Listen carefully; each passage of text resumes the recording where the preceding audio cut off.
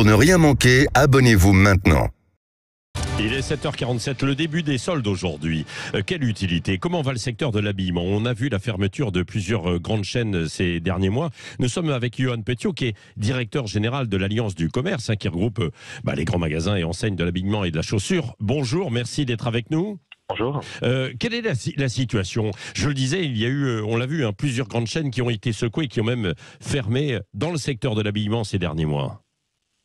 Oui, bien sûr, nous rencontrons une situation maintenant depuis plusieurs mois en sortie de crise sanitaire extrêmement difficile sur notre marché, en raison de quoi? D'abord de l'inflation qui contraint très fortement le pouvoir d'achat des Français qui achètent moins dans notre secteur, et on le voit depuis plusieurs mois, notre activité stagne et les volumes de vente diminuent.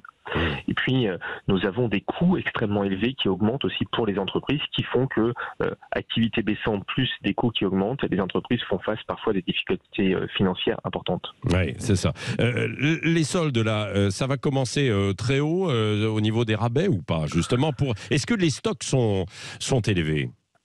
Alors, sur les stocks, nous avons de plus en plus d'entreprises ont une politique prudente sur les stocks maintenant depuis la crise sanitaire où on a été obligé de fermer les magasins puis de les réouvrir. Et donc, on a maintenant depuis plusieurs années des enseignes qui ont tendance à mieux acheter, c'est-à-dire à moins acheter en début de saison pour éviter d'avoir trop de surstock en fin de saison. Et c'est bon à la fois pour leur économie et c'est bon pour l'environnement. Donc, on n'a pas des stocks surdimensionnés.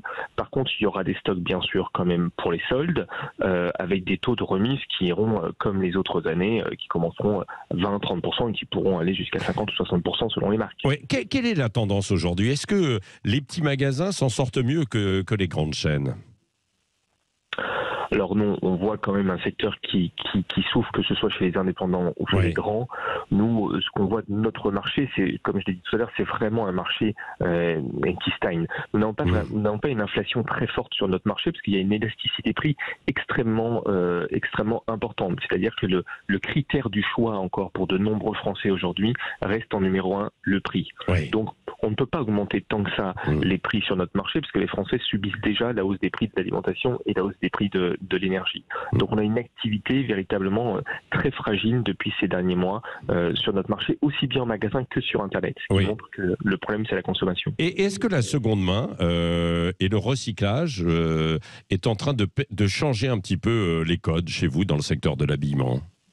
La seconde main, oui, c'est un marché qui est maintenant en pleine effervescence, qui doit représenter entre 1,5 et 2 milliards d'euros maintenant, ce qui est extrêmement important. C'est à peu près un peu moins de 10% de notre marché, avec des acteurs en ligne qui sont extrêmement puissants sur ce marché, et notamment Vinted, un grand acteur international. Ouais. Mais les enseignes ne sont pas en reste, elles se bougent, elles proposent aujourd'hui de reprendre les produits de leurs clients pour les revendre ensuite sur le marché de la seconde main. Donc c'est un marché sur lequel les enseignes historiques se développent et il y a des opportunités de croissance à aller chercher. Oui, voilà, c'est ça. Début des soldes aujourd'hui, pendant combien? Un mois, c'est ça? Pendant 4 semaines. 4 semaines, voilà, c'est ça, donc pile poil un mois. Merci Yoann Petiot, directeur général de l'Alliance du commerce. Merci d'avoir été avec nous ce matin en direct sur Sud Radio.